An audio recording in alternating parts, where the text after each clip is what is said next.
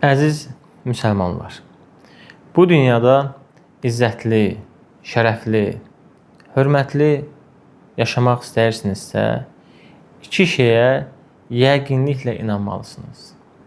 Birincisi, inanmalısınız ki, sizin ruzunuzu verən Allahdır.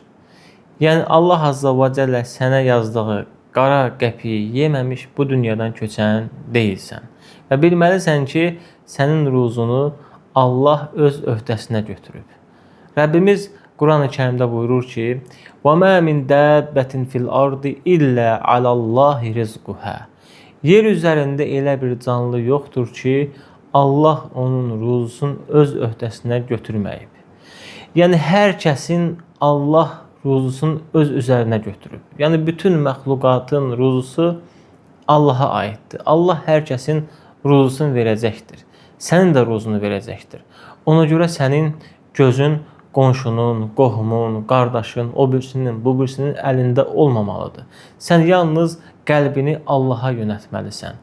Yalnız Allahdan istəməlisən və bilməlisən ki, yəqinliklə sənə ruzu verən Allahdır. Sənə ruzunu asanlaşdıran Allahdır.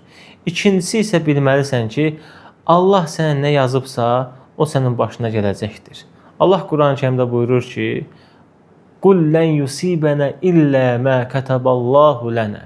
Ey Məhəmməd, de ki, Allahın bizə yazdığından artıq bizim başımıza heç nə gələn deyil. Yəni bilməlisən ki, Allah nə yazıbsa, o sənin başına gələcəkdir. Nə də yazmayıbsa, o sənin başına gəlməyəcəkdir.